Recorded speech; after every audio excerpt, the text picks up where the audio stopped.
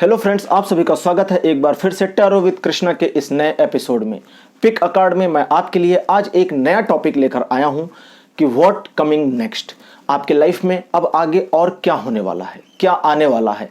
तो इन सारी चीज़ों की जानकारी लेंगे, टैरो की गाइडेंस लेंगे आज के इस वीडियो में। शुरू करने से पहले आपसे रिक्वेस्ट, अगर आप नए हैं और आपने इस चैनल को अभी तक सब्सक्राइब नहीं किया है तो इसे आज ही सब्सक्राइब करें, अभी सब्सक्राइब करें। और अगर आप बेल आइकन प्रेस करते हैं तो मेरे हर नए वीडियो की जानकारी आपको मिलनी शुरू हो जाएगी।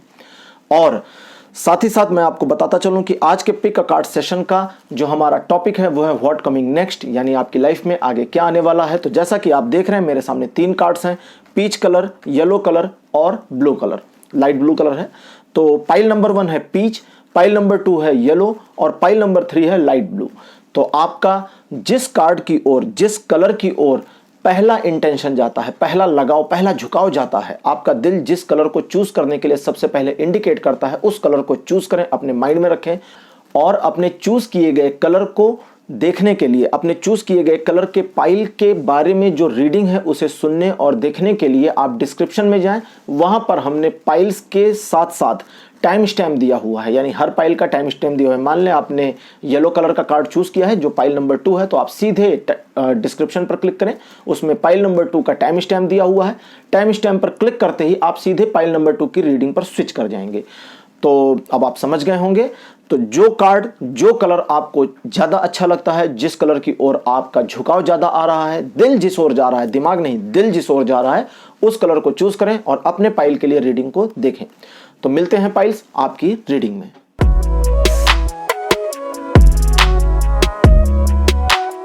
हेलो पाइल नंबर 1, आपकी रीडिंग में आपका स्वागत है। अगर आपने पीच कलर चुना था तो आपका पाइल नंबर है 1 और अब आपके लिए हम रीडिंग शुरू करेंगे। लेकिन रीडिंग शुरू करने से पहले आप इस वीडियो को लाइक करें और इस चैनल को अगर अभी तक आपने सब्सक्राइब नहीं किया है तो इसे सब्सक्राइब करना बिल्कुल मत भूलिएगा, सब्सक्राइब जरूर करिए। तो आपके लिए रीडिंग शुरू करते हैं। जैसे कि हम हर बार करते हैं, कार्ड को शफल कर लेते हैं ताकि ये रीएनर्जाइज्ड हो जाएं और लास्ट रीडिंग से इनका लिंक ब्रेक हो जाए। टैरो कार्ड्स, अगर रीडिंग आप पहली बार देख रहे हैं तो मैं साथ साथ बताता चलूं कि इसमें 2 ग्रुप्स होते हैं, मेजर और माइनर। मेजर ग्रुप में टोटल 22 कार्ड्स होते हैं और माइनर ग्रुप में 56 कार्ड्स होते हैं। तो इन 2 ग्रुप्स से मिलकर के टोटल 78 कार्ड्स होते हैं टैरो कार्ड्स में, और उन 78 कार्ड्स में हम आपका भूतकाल, वर्तमान और भविष्य सब कुछ जान सकते हैं। तो पाइल नंबर 1 आपके लिए जो पहला कार्ड हमने पुल आउट किया है यह है 9 ऑफ द कप्स का। दूसरा कार्ड हम पुल आउट करते हैं, देखते हैं क्या आया है। यह है बढ़िया 2 ऑफ द पेंटिकल्स का। पाइल नंबर 1 आपके लिए तीसरा कार्ड आया है हाउस ऑफ कप्स से 7 ऑफ द कप्स का। चौथा कार्ड आपके लिए जो आ रहा है यह है 5 ऑफ द स्वॉर्ड्स। वैसे ये बढ़िया कार्ड नहीं है, आपके लिए ये आया हुआ है रीडिंग में। इसकी इंटरप्रिटेशन और इसकी इंटेंशंस क्या हैं वो मैं देखूंगा कि ये क्या क्या इंफॉर्मेशन दे रहे हैं। लास्ट कार्ड आपके लिए बढ़िया आया हुआ है द लवर्स। द लवर्स का कार्ड आपके लिए आया है, लेकिन अगर आपके मन में जो सवाल हैं वो लव से रिलेटेड नहीं है तो भी आप परेशान ना हो। देखते हैं ये इन्फॉर्मेशन में क्या देते हैं। हर कार्ड अपनी इन्फॉर्मेशन खुद देता है, हर कार्ड अपने बारे में एक ऐसी जानकारी संजोकर समेट कर रखता है जो नॉर्मल तरीके से हमें नहीं पता होती है। तो शुरू करते हैं पाइल 1 आपके लिए रीडिंग और देखते हैं कि व्हाट कमिंग नेक्स्ट, आपकी लाइफ में आगे क्या आने वाला है। लेकिन सबसे पहले हम आपकी लाइफ के थोड़ा सा बैकग्राउंड को भी देखना शुरू करें। आप बहुत लंबी लंबी कल्पनाएं कर ले जाते हैं कभी कभी, और आप अपने जीवन में एक ऐसे मुकाम को हासिल करना चाहते हैं जो अभी तक अबूझ है, हासिल नहीं किया गया है, एक पहेली जैसा है। और इस पहेली को हासिल करना आपके जीवन का एक प्रकार का लक्ष्य है, लेकिन आपको एक्चुअली में नहीं पता कि यह कैसे करें। कभी कभी आप किसी के साथ कोलैबोरेट करते हैं, किसी के साथ में समझौता करते हैं या एक साझेदारी का काम करने की कोशिश करते हैं, बट उसमें सक्सेस नहीं हो पाते हैं। आप कभी कभी ऐसा भी सोचते हैं कि जो वर्तमान कंडीशन आपकी चल रही है, ठीक है यार, इसी को चलने देते हैं, इसमें कुछ हस्तक्षेप नहीं करते। ऐसी भी फीलिंग्स आती हैं। आप अपने आप में सेल्फ सेटिस्फैक्शन भी फील करने लगते हैं। साथ ही साथ एक और चीज है कि आप बड़े अच्छे व्यक्ति हैं और आप हमेशा दूसरों के काम आना चाहते हैं, जिसकी वजह से लोग आपको इस्तेमाल करके छोड़ भी देते हैं, लेकिन उससे आप निराश नहीं होते। सबसे बढ़िया बात है, बुरी बात तो यह है ना कि लोग छोड़ देते हैं, लेकिन अच्छी बात यहां पर यह है कि आप उससे निराश नहीं होते हैं। कोई भी व्यक्ति आपको निराश या हताश नहीं कर सकता। अब वर्तमान की बात करते हैं। पाइल नंबर 1, वर्तमान में आप इस समय पजल्ड हैं, परेशान हैं, थोड़ा सा मतलब परेशान उस तरह से नहीं है कि एकदम से मुसीबत में हैं। परेशान इस तरह है कि आपके मन में, आपके दिमाग में एक हलचल मची हुई है। तो आपके माइंड में जो ये हलचल मची हुई है, इस हलचल का कोई हल, कोई उपाय नहीं सूझ रहा। और सबसे बुरी बात ये है, स्वॉर्ड हाउस का नंबर 5 कार्ड जो है, ये हमेशा अच्छे इंफॉर्मेशंस लेकर के नहीं आता है, लेकिन ये एक ऐसी इंफॉर्मेशन जरूर हमें देते हैं जो आपके इंटरनल से रिलेटेड हो, यानी आपके भीतर से खींच करके चीज़ों को निकाल लेता है। इसकी बड़ी बढ़िया ये खूबी है। तो ये बताता है, रेजोनेट कर रहा है हाउस ऑफ कप्स के कार्ड नंबर 7 के साथ में, और ये दोनों कार्ड मिल करके ये इंफॉर्मेशन दे रहे हैं कि इस सारी सर्कमस्टेंसेस, कंडीशन और सारे पजलनेस का, जो आपके दिमाग में एक प्रकार का पजल मचा हुआ है, आपके दिमाग में हलचल और तूफान सा मचा हुआ है, इसके जन्मदाता, क्रिएटर आप खुद हैं। आपने ही अपने आप को ऐसी सिचुएशन में डाला है। आप सबसे पहले जो प्लान करते हैं उस प्लान पर पूरी तरह से काम नहीं करते। अगर उस प्लान पे काम करते भी हैं तो आपके पास पूरी तरह से योजना नहीं होती, और अगर आपके पास योजना होती है तो एनर्जी लैग कर जाते हैं, आपकी एनर्जी कम हो जाती है। एनर्जी लैग करने की वजह से आप उस काम में सक्सीड नहीं हो पाते। ये बहुत बड़ी प्रॉब्लम है। आपके लिए आने वाले समय में चीजें बढ़िया आ रही हैं, क्योंकि हमारा टॉपिक है व्हाट कमिंग नेक्स्ट, तो हम ज्यादा बातें उस पर करेंगे। अभी या हम थोड़ा पहले की चीज़ों को अभी से ले करके चलना शुरू करें तो आप कभी कभी डर जाते हैं कि आपके जीवन में क्या बेहतर होगा। आप समझ नहीं पाते कि चीज़ें किस प्रकार से आपके लिए पॉजिटिव होंगी, फायदेमंद होंगी। लेकिन अब आप ये जान लें और ठीक से समझ लें कि आने वाले समय में चीज़ें आपके फेवर में आ रही हैं। द लवर्स का कार्ड आया हुआ है, जो बड़ी गहरी इंफॉर्मेशन लेकर के आते हैं। ये बताते हैं कि ईश्वर की कृपा और अनुकंपा आपके ऊपर बरसने वाली है। आने वाले समय में ईश्वर आपको राह दिखाएंगे, लेकिन आपको भी कुछ चीज़ों का ध्यान रखना होगा। अब मैं द लवर्स का कार्ड पिक करता हूं और साथ साथ यहां पर मैं आपको द लवर्स का कार्ड दिखा रहा हूं। अब आप देखें, इस लवर्स के कार्ड में एक प्रेमी जोड़ा है और ईश्वर है, लेकिन साथ साथ ये जो प्रेमी जोड़ा है, या इसको इस तरह से कहें कि ये जो इंसान है, ये ईश्वर के बताए रास्ते पर अगर चलते हैं तो चीज़ें ठीक रहती हैं, लेकिन जब ये अपने आप से गाइड करना खुद को शुरू करते हैं तो चीज़ें खराब हो जाती हैं। द लवर्स का कार्ड कई बार रेजोनेट किया जाता है, या मैथोलॉजिस्ट के अकॉर्डिंग गार्डन ऑफ ईडन के साथ इसको हम रिलेट भी करते हैं।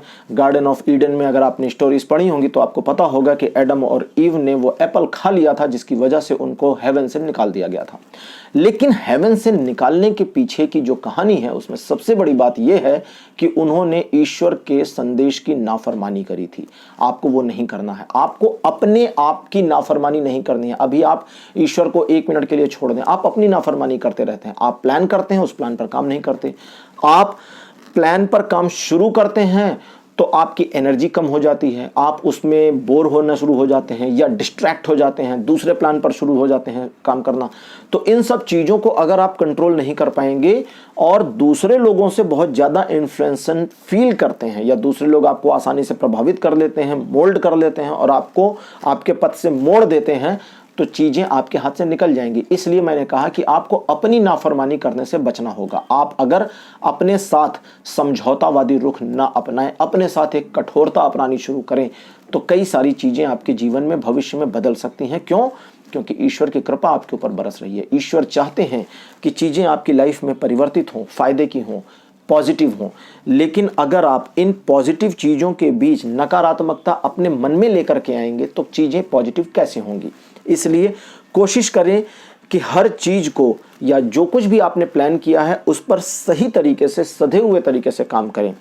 इस बात का भी ध्यान रखें कि आने वाले भविष्य में धन को लेकर के, परिवार को लेकर के आपके जो प्लान्स हैं, आपकी जो योजनाएं हैं, वो सभी सक्सेसफुल होने वाली हैं। लेकिन सिर्फ आपको अपने माइंड पर कंट्रोल करना है, अपने माइंडसेट को थोड़ा सा ठीक करना है और अपने साथ सख्ती बरतनी है। अगर आप अपने साथ सख्ती नहीं बरत सकते तो आप कहीं आगे नहीं जाएंगे। देखिए, आपके पास कोई लक्ष्य है, कोई गोल है, लेकिन अगर आप उस गोल को हासिल करने के लिए अपने साथ सख्ती नहीं बरत सकते तो आपकी कंडीशन उस छोटे बच्चे जैसी है जिसके पास विशेष तो हैं लेकिन उन्हें पूरा करने का कोई जरिया नहीं है। तो अपने आप को उस छोटे विश वाले बच्चे को ना बनाने की बजाय अपने आप को एक ऐसे पर्सन, मैच्योर पर्सन में बदलने की कोशिश करें जिसके पास लक्ष्य है, और उस लक्ष्य को हासिल करने के लिए आपको अपने कंफर्ट जोन से निकलना होगा। यही आज का मैसेज आपके लिए है और आपके लिए चीजें पॉजिटिव आ रही हैं। व्हाट कमिंग नेक्स्ट हमारा टॉपिक था, तो इसमें सीधा सीधा जो आंसर है वो ये है कि चीज़ें आपके लिए पॉजिटिवली आ रही हैं, लेकिन आपको भी अपने अंदर आमूलचूल परिवर्तन करने होंगे। अगर आप अपने अंदर परिवर्तन नहीं करते तो जो चीज़ें आपकी ओर आ रही हैं वो आपकी ओर से ड्राइव होकर दूसरी साइड चली जाएंगी, इग्नोर हो जाएंगी आपसे।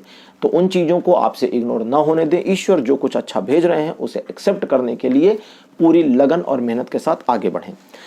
तो पाइल 1, अब हम आपके लिए एक सजेशन लेंगे ज़ेन टैरो कार्ड से और देखेंगे कि ज़ेन टैरो कार्ड आपके लिए क्या फ्यूचर में सजेस्ट कर रहे हैं। तो ज़ेन टैरो कार्ड का जो कार्ड हमारे पास सामने आ रहा है ये है फ्लावरिंग का। ये अपने आप में काफ़ी अच्छा कार्ड है, बहुत ही काल्म, शांत, कूल और स्पिरिचुअल मैसेजेस के साथ में आता है। इसको अगर हम रेजोनेट करें हिंदू गॉडेस के साथ में तो देवी लक्ष्मी इसका स्वरूप है, या ये देवी लक्ष्मी को रिप्रेजेंट करता है, या देवी लक्ष्मी इस कार्ड को रिप्रेजेंट करती हैं, ऐसा समझें। तो जैसा कि मैं अभी आपको बता भी रहा था, धन और परिवार से संबंधित मामलों में भी आपको फ्यूचर में सफलता मिलेगी और भविष्य में देवी लक्ष्मी आपके लिए आ रही हैं, आपको अच्छे गाइडेंस भी देने आ रही हैं और आपको एक अच्छे मुकाम पर ले जाने आ रही हैं। लेकिन उनके साथ चलने के लिए आपको अपने अंदर भी कुछ परिवर्तन करना होगा कि नहीं करना होगा। इसको बिल्कुल ऐसा समझें कि अगर कोई किंग है वो आपके साथ अपनी सवारी में आपको बैठाना चाहते हैं तो आपको कुछ अच्छे कपड़े वगैरह पहनकर तैयार होकर ढंग से जाना पड़ेगा ना, ऐसे ही तो नहीं पहुंच सकते ना आप, क्योंकि ऐसे ही पहुंचेंगे तो किंग की अपनी जो डिग्निटी, अपनी जो इमेज है वो खराब होगी आपको देखकर कि ओहो ये कौन आ गया, शू जाओ जाओ, तो वो ना होने पावे। तो देवी लक्ष्मी का साथ पाने के लिए आपको थोड़ी तैयारी करनी होगी और तैयारी क्या करनी है मैंने आपको बता दिया है। उस तैयारी को आप कंप्लीट करें, भविष्य में चीजें आपके फेवर में होंगी और धन के मामले में, परिवार के मामले में आपके प्रयास पूरी तरह से सफल होंगे। एक चीज का और ध्यान रखिएगा, शांत रहिएगा। यहां पर एक दो इन्फॉर्मेशन और दे रही हैं इसलिए मैंने आपको रोका, वरना मैं खत्म करने वाला था। थोड़ा सा शांत रहिएगा, अपनी बातें दूसरों से मत कहिएगा और अगर कहीं आपसे कोई गलती होती है तो उसे अपने तक रखें, लोगों को बिल्कुल भी ना बताएं। आपकी कमी है कि आप वो भी बता देते हैं, तो इन चीज़ों को कंट्रोल करने का प्रयास करिएगा। तो पाइल 1 आपके लिए आज की रीडिंग यहीं तक थी। आपको ये एपिसोड, ये कार्यक्रम कैसा लगा, आप अपने सुझाव, अपने कमेंट जरूर लिखें, उन्हें मैं पढ़ता हूं और सभी को, मुझे लगता है कि मैं लगभग हर एक को रिप्लाई करता ही हूं। तो मुझे आपसे उम्मीद है कि आप अपने सजेशंस वगैरह मुझे देंगे। इस वीडियो को लाइक करिए और अगर आपको लगता है कि आपके फैमिली मेम्बर में या आपके फ्रेंड सर्कल में किसी को इसकी ज़रूरत है तो उन्हें ज़रूर शेयर करिए और हाँ, चैनल को सब्सक्राइब करना बिल्कुल मत भूलिएगा। Thank you, bye bye.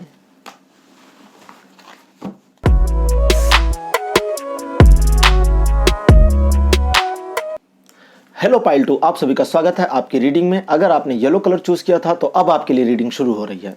तो आपके लिए रीडिंग शुरू करने से पहले हम कार्ड को एक बार शफल कर लें। तो शफलिंग हो चुकी हमारी और अब हम कार्ड्स को फैन आउट करेंगे। तो पहला कार्ड आपके लिए जो आया है यह है 6 ऑफ द वॉन्ड्स का। आपके लिए जो दूसरा कार्ड मेरे पास आ रहा है यह है 10 ऑफ द पेंटिकल्स। तीसरा कार्ड आपके लिए जो आया है यह है किंग ऑफ द कप्स का। आपके लिए चौथा कार्ड मेरे पास आया है द हाई प्रीस्टेस। अब ये 3 कार्ड माइनर अरकेना से आए हुए हैं और एक कार्ड आ गया मेजर अरकेना से, सबसे पावरफुल कार्ड टैरो कार्ड का, the high priestess. Last card आपके लिए आया है पेज ऑफ द सॉर्ड्स। तो इस तरह से आपके लिए मेजर अरकेना से एक कार्ड आए हैं और 4 कार्ड आए हैं माइनर अरकेना से। तो पाइल 2 आपके लिए हम रीडिंग शुरू करते हैं और देखते हैं कि आपके लिए क्या चीज फ्यूचर में आ रही है। पाइल 2, जैसा कि आप जानते होंगे, आपने बहुत सारी चीजों को व्यवस्थित करने की कोशिश करी है। नेतृत्व की क्षमता आपके अंदर है। आप चीजों को, लोगों को साथ लेकर चलना पसंद करते हैं। एक अच्छा समय आप अपनी लाइफ में देख चुके हैं। काफी ज्यादा खर्च हालांकि आपका हुआ था। एक ऐसा दौर जब धन की आपके लिए बहुत ज़्यादा वैल्यू थी, लेकिन आप उस सिचुएशन से भी पार हो गए हैं और अभी वर्तमान में धन को लेकर के आप बहुत ही शांत प्रवृत्ति के व्यक्ति बन गए हैं। लेकिन इस शांत प्रवृत्ति में भी हलचल अभी बनी हुई है। ऐसा नहीं है कि अब आपको धन नहीं चाहिए, लेकिन हलचल कम हो रही है। हलचल बनी हुई है, बहुत खत्म नहीं हुई है। जिन लोगों का आपने भला किया, जिन लोगों का आपने साथ दिया, उन्होंने भी आपका सहयोग किया है। ऐसा नहीं है कि उन्होंने सहयोग नहीं किया है, लेकिन फिर भी आपको अकेले ही आगे बढ़ने को विवश होना पड़ा है। वर्तमान में आप अपने आप में काफ़ी शांत व्यक्ति हो गए हैं, अपने आप को एक ऐसी पोजीशन में, एक ऐसी कंडीशन में पा रहे हैं जहां आप एक ऐसे पर्सन हैं जो अब आगे की राह को बनाने के लिए दृढ़ प्रतिज्ञ तो है, लेकिन बिना हलचल किए हुए, बिना किसी को नुकसान पहुंचाए हुए, बिना किसी स्वार्थ के, निस्वार्थ व्यक्ति की तरह से, एक स्पिरिचुअल पर्सन की तरह से। आपकी जो स्पिरिचुअलिटी है, जो आपकी इंटरनल ग्रोथ है, वो बहुत अच्छी है इस समय, और आपका मन बहुत ही सात्विक है, शुद्ध है, और आपके आचार विचारों से ये पता चलता है कि आप किसी को धोखा नहीं देने वाले हैं अभी आज तक। लेकिन आने वाले समय में आप अपनी इस भूमिका से बाहर निकलने की कोशिश करेंगे। जैसा कि आपको पता है, पिछले काफ़ी समय से आपको लग रहा था कि आपको बहुत अच्छे और सज्जन व्यक्ति होने की ज़रूरत नहीं है। आप जितना ज़्यादा अपने आप को सज्जन बनाने का प्रयास करते हैं, उतना ज़्यादा मुसीबतों में फंस जाते हैं या लोग आपका फ़ायदा उठा लेते हैं। लेकिन इसी ने आपको लोगों का प्रिय पात्र भी बनाया था, ये मत भूलिएगा। और अपने सज्जन व्यक्तित्व को बिल्कुल छोड़ने की ज़रूरत नहीं है। लेकिन जो फ्यूचर में आप प्लान कर रहे हैं कि आप थोड़ा सा आक्रामक हो जाएं, थोड़ा स्वार्थी हो जाएं, ये भी आपका सही प्लान है, इसमें कोई गलती नहीं है। फ्यूचर में कुछ चीज़ें ऐसी आपके लिए आ रही हैं जो बहुत ज़्यादा अच्छी नहीं है। आपको अपने किसी ड्रीम प्रोजेक्ट में डिले का सामना करना पड़ सकता है। आपकी कोई योजना चलते चलते अचानक ही या इंटेंशनली खराब हो सकती है, या आप किसी ऐसी योजना में इन्वॉल्व हो सकते हैं, ऐसे किसी कार्य में आप आगे बढ़ सकते हैं जो बेसिकली आपका सोचा हुआ नहीं है, आपका अपना नहीं है, किसी और ने आपको इन्फ्लुएंस कर रखा है। तो ये सब चीज़ें फ्यूचर में आ सकती हैं, लेकिन इन चीज़ों को भी आप रोक सकते हैं। कैसे, उसे हम थोड़ा समझने का प्रयास करेंगे, लेकिन उससे पहले एक दो चीज़ें और जान लें। कुछ नई चीज़ें सीखने की ओर भी फ्यूचर में आप आगे बढ़ेंगे। अपने आप को कुछ सिखाने के लिए, अपने आप को साबित करने के लिए, अपनी इमेज को नए सिरे से बनाने के लिए भी आप फ्यूचर में प्रयत्नशील होंगे। लेकिन यहाँ पर आपको थोड़ा सचेत और सावधान होना चाहिए, और वो इसलिए होना चाहिए कि चीज़ें आपके लिए पॉजिटिव तो हैं, लेकिन वर्तमान में हैं। इन फ्यूचर उतनी पॉजिटिव नहीं है। इन फ्यूचर चीज़ें आपके हाथ से निकलती हुई भी फील हो सकती हैं। इन फ्यूचर चीज़ें आपके हाथ से निकलती हुई भी दिख रही हैं। इसलिए आपको बहुत ज़्यादा समझने की ज़रूरत है। आपकी जो मैच्योरिटी अभी है, आप अपने आप में अभी जो एक मैच्योरिटी फील करनी शुरू कर रहे हैं, वो मैच्योरिटी लंबे समय तक टिकने वाली नहीं है। इसको ध्यान रखें। चूंकि वो मैच्योरिटी लंबे समय तक टिकने वाली नहीं है, इसलिए आपको अभी से थोड़ा प्रिपेयर होना होगा। आप कोई योजना ऐसी बना लेते हैं जो बड़ी बढ़िया होती है, प्लानिंग कर लेते हैं, लेकिन उस प्लानिंग पर जब काम करना शुरू करते हैं तो वो काम सतही हो जाता है। सतही का मतलब, जैसे सतही का मतलब हुआ कि एकदम किनारे की तरफ रहता है, जबकि आपको नदी के बीच में उतर करके काम करने की जरूरत है। ये एक एग्जाम्पल है, नदी में नहीं जाना है। अपने आप को साबित करने के लिए कुछ करने की कोशिश ना करें, पहली चीज तो ये ध्यान रखें। और दूसरी चीज, स्वयं किसी व्यक्ति का नुकसान करके फायदा उठाने का प्रयास भी ना करें। ये आपके लिए फायदेमंद नहीं है। आप जितना अच्छे नेचर के रहेंगे, सात्विक रहेंगे, दूसरों का नुकसान नहीं करेंगे, उतना फायदे में रहेंगे। साथ ही साथ धन के मामले में आने वाले समय में आपको अधिक खर्च का सामना करना पड़ेगा। आपका धन बचेगा नहीं, इस सिचुएशन का भी आपको सामना करना पड़ेगा। लेकिन वहीं आपकी जो बुद्धिमत्ता है वो एक नए आयाम में प्रवेश करेगी, जिसकी वजह से आप सोच समझ करके खर्च करने के बारे में प्लानिंग करेंगे। मैंने कहा सिर्फ प्लानिंग करेंगे नहीं। खर्च वैसे ही चलता रहेगा, जानबूझ करके या अनजाने में, लेकिन आपकी क्षमता और आपकी उम्मीद से कहीं ज़्यादा। इसलिए थोड़ा इस चीज़ पर ध्यान देने की आपको और ज़्यादा ज़रूरत है। कभी कभी लोगों को छोड़ देना भी आपके लिए फ़ायदेमंद होता है, जैसा कि आपने कई बार ये किया है।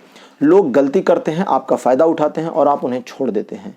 लेकिन उन्हें छोड़ने के बाद में या उनको इग्नोर करने के बावजूद आप उन्हें याद रखने का प्रयास करें। कभी कभी ये भी होता है आपके साथ कि लोगों ने आपका फ़ायदा नहीं किया, लोगों ने आपको नुकसान पहुंचाया और आपने उन लोगों को क्षमा कर दिया और भूल गए और फिर से उन पर भरोसा भी कर लिया। तो ये सब ना करें। इन चीज़ों में थोड़ा सा सचेत रहने की ज़रूरत है। आने वाले समय में एक सिचुएशन का सामना ऐसा भी करना पड़ सकता है जब आपके सामने दो रास्ते होंगे, एक अच्छा और एक बुरा। बुरे रास्ते पर आपको काफ़ी ज़्यादा फ़ायदा होना होगा, काफ़ी लाभ होना होगा, लेकिन अच्छे रास्ते पर भी जो लाभ है वो थोड़ा सा लंबा होगा, यानी कि शॉर्टकट या लॉन्ग कट। तो लॉन्ग कट लीजिए, शॉर्टकट ना लीजिएगा, क्योंकि ज़्यादा शॉर्टकट लेना आपके लिए फ़ायदेमंद नहीं होगा। महिलाओं के प्रति अपने मन में और ज़्यादा सम्मान की भावना रखें। अगर आप स्वयं महिला हैं तो भी ये नियम आप पर लागू होगा। महिलाओं के प्रति जितना ज़्यादा सम्मान की भावना रखेंगे उतना फ़ायदे में में रहेंगे उतना अच्छे आपको फल परिणाम मिलेंगे। और साथ साथ एक बात का और ध्यान रखिएगा, वो ये कि आप किसी भी काम को हाथ में लें, किसी भी सिचुएशन में रहें, कहीं पर भी रहें, आपकी जो अपनी इनर ब्यूटी है उसे डिस्ट्रॉय बिल्कुल ना होने दें। आपका जो अपना एक अलग ही व्यक्तित्व है, उस व्यक्तित्व के साथ रहें, उसे परिवर्तित करने की जरूरत नहीं। जैसा कि अभी आप प्लान कर रहे हैं कि भविष्य में आप थोड़ा सा आक्रामक हो जाएंगे, स्वार्थी हो जाएंगे, ये सब करने की जरूरत नहीं है। आपका वर्तमान व्यक्तित्व आपके लिए काफ़ी है, आपके लिए फायदेमंद है। आपका जो वर्तमान व्यक्तित्व है ये लोगों को पता है, लोग आपको जानते हैं कि आप अच्छे इंसान और भले इंसान हैं, और साथ ही साथ लोगों को ये भी पता है कि आपका फायदा भी उठाया जा सकता है। तो अपना फायदा मत उठाने दीजिए लोगों को, बाकी अपने व्यक्तित्व को बरकरार रखिए। आपके लिए हम जेन टैरो कार्ड से एक इन्फॉर्मेशन लेंगे और देखेंगे कि क्या सजेशन जेन टैरो कार्ड आपके लिए दे रहे हैं, आपके लिए क्या आ रहा है भविष्य में, और साथ ही साथ इनकी गाइडेंस क्या है आपके लिए। तो जेन टैरो कार्ड्स का जो कार्ड हमारे पास आया है ये है क्रिएटिविटी का। क्रिएटिविटी का कार्ड आना अपने आप में कई चीज़ों को दिखाता है। आप टैलेंटेड पर्सन हैं, ये अच्छी बात है, लेकिन आप कभी कभी क्रिएटिव नहीं हो पाते हैं। आप चीज़ों को दूसरों के नज़र से देखने की कोशिश करते हैं या सुनी सुनाई बातों के हिसाब से प्लानिंग करने की कोशिश करते हैं। तो इन चीज़ों को थोड़ा सा छोड़ने की ज़रूरत है, अपने मन से निर्णय लेने की ज़रूरत है। हो सकता है आपके द्वारा लिया गया निर्णय गलत हो सकता है आपको थोड़े मोड़े झटके लगें, धोखे लगें, हो सकता है कहीं आपका काम कुछ खराब हो, लेकिन कम से कम सीखने को आपको मिलेगा। और सीखना बंद ना करें, क्योंकि भविष्य में भी ये चीज़ आपके लिए आ रही है। आप कुछ नया सीखने की ओर उद्यत होंगे, आगे बढ़ेंगे। कुछ नई चीज़ें जो आपके जीवन में आ रही हैं उनका स्वागत करें और साथ साथ प्रयोग करें।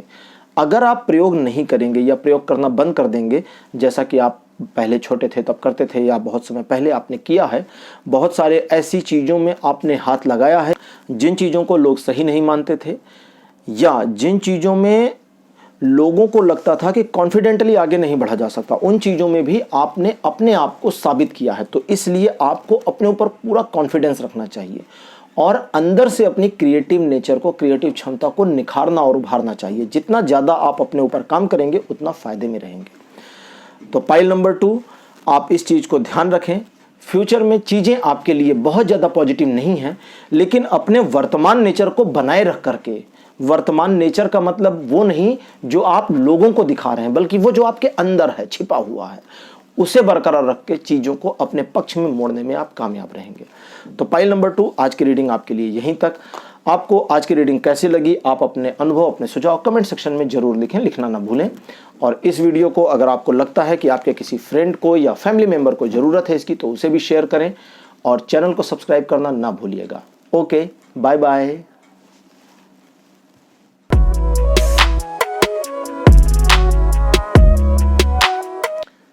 हेलो पाइल नंबर 3, आप सभी का स्वागत है आपकी अपनी रीडिंग में। अगर आपने लाइट ब्लू कलर को चूज किया था तो पाइल नंबर 3 आपका है और अब हम आपके लिए रीडिंग शुरू करेंगे।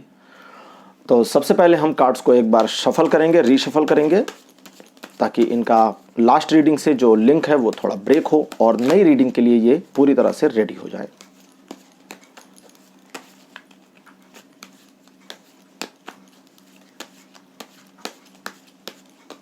तो हमारे कार्ड शफल हो चुके हैं और अब हम इनको फैन आउट करेंगे और देखेंगे कि आपके लिए क्या इन्फॉर्मेशन आ रही है, आपके जीवन में भविष्य में क्या चीज़ें आ रही हैं और वर्तमान को किस प्रकार से और ज़्यादा आप सेट कर सकते हैं। पहला कार्ड हमारे पास आया है 4 ऑफ द कप्स का। दूसरा कार्ड हम लेते हैं, दूसरा कार्ड आया है द हायरोफेंट का। यह भी अपने आप में काफ़ी बढ़िया कार्ड है। द हायरोफेंट को रिलेट करते हैं पोप से या सबसे बड़े धार्मिक गुरु से। तीसरा कार्ड आया है हाउस ऑफ वैंड से, 8 ऑफ द वॉन्ड्स का। चौथा कार्ड हमारे पास आया है एस ऑफ द पेंटिकल्स और लास्ट कार्ड यानी नंबर 5 पर हमारे पास है द जस्टिस। तो इस तरह से हमारे पास मेजर आर्काना से 2 कार्ड आए हैं नंबर 2, नंबर 5 पर, और 3 कार्ड आए हैं माइनर आर्काना से। तो पाइल नंबर 3, अब हम देखते हैं कि आपके लिए क्या मैसेजेस आए हैं टैरो कार्ड से। सबसे पहले हम आपके फ्यूचर की बात करने से पहले कुछ पास्ट की चीज़ों को देखेंगे, आपकी एनर्जी को देखेंगे।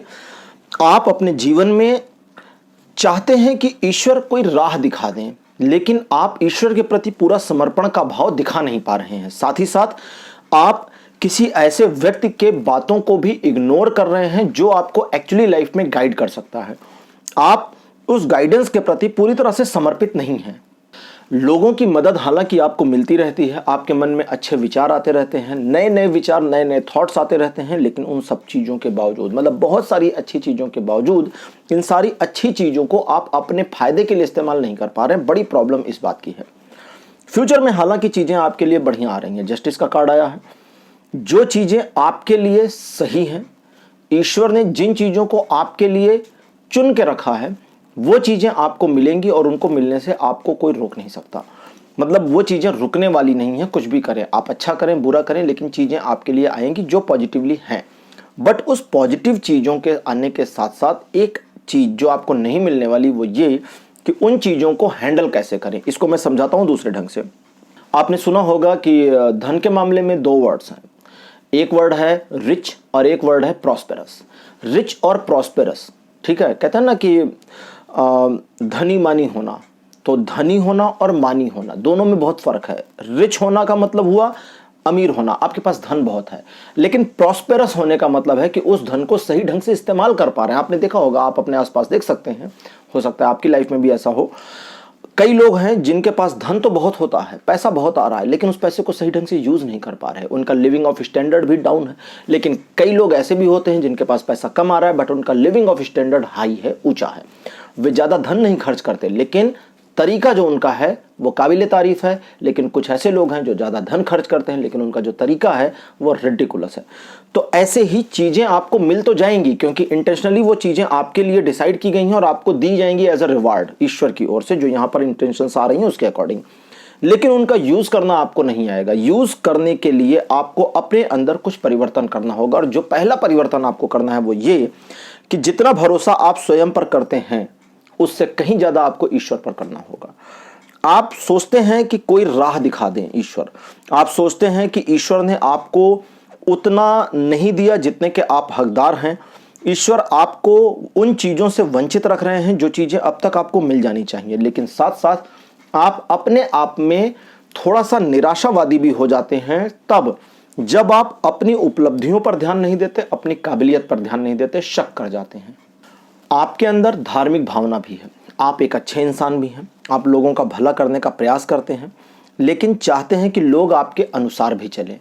लोगों को अपने अनुसार चलाने की जो आपकी चाहत है, उस चाहत के प्रति समर्पण का भाव बिल्कुल भी ना रखें। लोग आपके अनुसार अगर चलते हैं तो ठीक है, नहीं चलते हैं तो उनकी मर्जी, उनको छोड़ दें, क्योंकि आप भी तो किसी के अनुसार नहीं चलना चाहते। लोग आपकी हेल्प करते हैं और कई बार उनको ज़रूरत होती है तो आपकी ओर से हेल्प थोड़ी सी कम होती है, लिटिल बिट होती है, उसे ठीक करने का प्रयास करें। अपने सोशल संपर्कों को, सामाजिक संपर्कों को और बेहतर करने का प्रयास करें। हालांकि ऐसा नहीं है कि आप सामाजिक नहीं हैं, या ऐसा भी नहीं है कि आप बड़े रूड हैं, बड़े निराशावादी हैं। आप आशावादी व्यक्ति हैं, आप लोगों की मदद करते हैं, लेकिन कभी कभी आपके द्वारा की गई मदद लोगों को पर्याप्त नहीं होती, या उस समय आपके द्वारा मदद नहीं मिल पाती जब उन्हें सबसे ज़्यादा ज़रूरत होती है। दूसरी चीज़, आपके मन में जो विचार भावनाएं चलते हैं उन भावनाओं को किसी से शेयर ना करें। कई बार आपने देखा होगा कि आप कुछ नए आइडियाज़ पर काम शुरू करते हैं और उन्हें किसी से शेयर कर देते हैं, फिर उन आइडियाज़ को भूल से जाते हैं। ये जो प्रॉब्लम आपकी है ये लाइफ टाइम रहेगी, इसको समझ लें।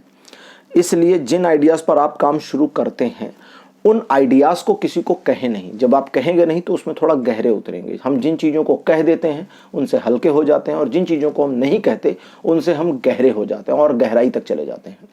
तो अगर गहरे पानी बैठना है तो उन चीज़ों की गहराई में उतरने का प्रयास करें, उन लक्ष्यों को साधने का और बनाने का प्रयास करें जिनके प्रति समर्पण का भाव अभी आप फील नहीं कर रहे, लेकिन आप उन लक्ष्यों को प्राप्त करना चाहते हैं। और समर्पण का भाव लाने के लिए थोड़ा और सात्विक होने की ज़रूरत है। आपको स्वार्थी नहीं होना है, इसको ध्यान रखिएगा। इन फ्यूचर आपके लिए चीज़ें अच्छी आ रही हैं। इन फ्यूचर लाइफ में आपके ईश्वर आपको एक ऐसी पोजीशन पर पहुंचाएंगे जहां आप न सिर्फ सक्सेस हासिल करेंगे बल्कि आपकी तारीफ होगी, आपके सम्मान में वृद्धि होगी, और लोग आपके बारे में चर्चाएं करेंगे, बातें करेंगे। लेकिन इन सारी उपलब्धियों को आप खो सकते हैं, यूं ही खो सकते हैं, जैसा कि पहले भी हुआ है, आपको पता होगा, याद होगा। तो ये जो खोना है ना, इस खोने को बचाने के लिए आपको कुछ चेंज करना होगा अपने अंदर। पहला, आप मददगार दिखें। दूसरा, आप एक ऐसे मददगार ना दिखें जो हर समय मदद के लिए दौड़ा हुआ है, नहीं, वो भी नहीं करना है ना, ऐसा कि मतलब किसी को भी मदद की जरूरत तुरंत दौड़ पड़े, नहीं, वेट करें, मदद मांगी जाए तो मना ना करें, कोशिश करें कि आप अपनी डिग्निटी को दिखाएं, अपने स्वाभिमान को भी प्रदर्शित करें। किसी की हेल्प करने में स्वाभिमान को भूलना समझदारी नहीं है। दूसरी चीज, दूसरों को इंस्ट्रक्शंस देने की बजाय स्वयं को इंस्ट्रक्शन दें, अंदर उतरें। आप अपने अंदर जितना परिवर्तन करने का प्रयास करेंगे पाइल नंबर 3, उतना आपके लिए फायदा होगा।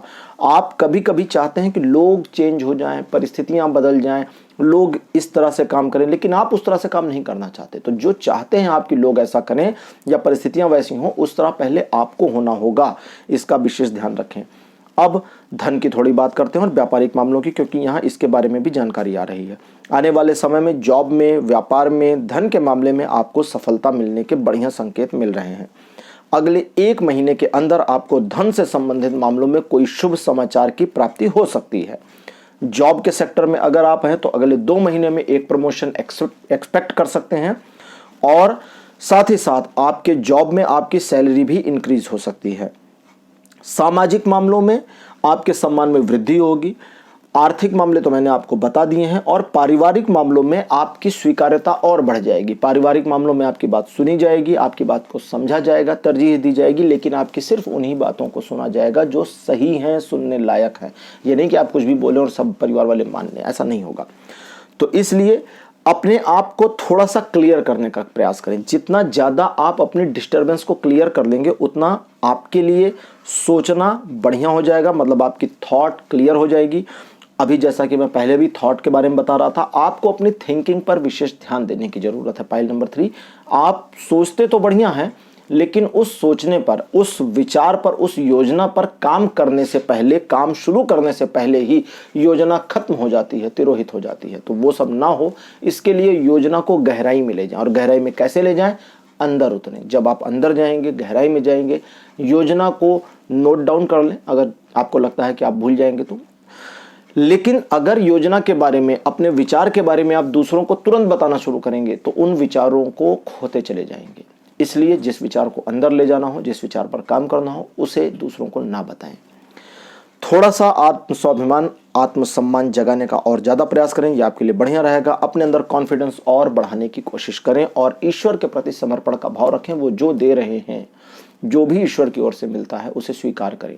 एक बार जब आपने ये करना शुरू कर दिया तो उनके संकेतों को समझने लगेंगे। पहले आप समझते थे, आपको इंटेंशंस हो जाती थी, लेकिन अब नहीं होती हैं। क्यों? क्योंकि ईश्वर के प्रति समर्पण कम हुआ, तो ईश्वर ने उन संकेतों को भेजना बंद कर दिया। तो अभी ये चीजें चेंज भी होंगी, इसलिए ध्यान दें। अब हम ज़ेन टैरो कार्ड से आपके लिए एक मैसेज लेंगे और देखेंगे कि आपके लिए क्या मैसेज आया है।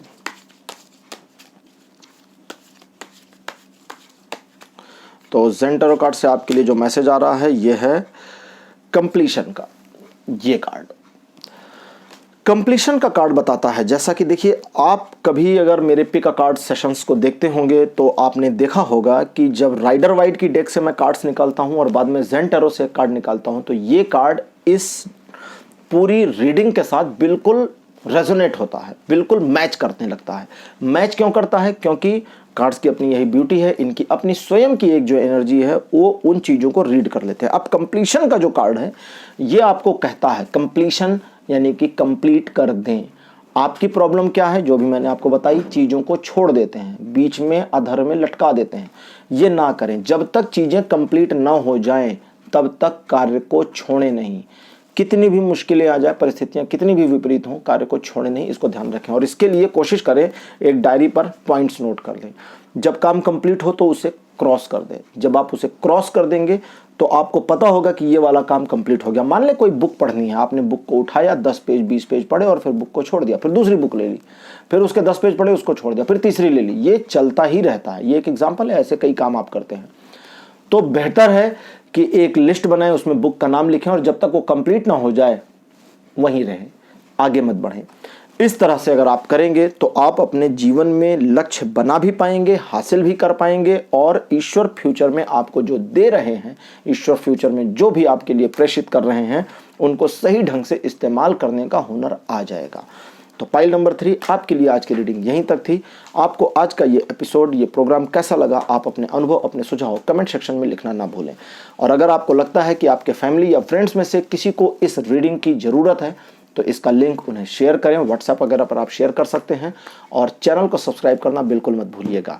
और अगर आप कोई सजेशन देना चाहते हैं किसी टॉपिक का तो आप ये भी कर सकते हैं, कमेंट सेक्शन में लिख सकते हैं। आपके सजेशंस को बिल्कुल रिस्पेक्टफुली एक्सेप्ट किया जाएगा और उन टॉपिक्स के ऊपर पिक अ कार्ड का सेशन लाया जाएगा।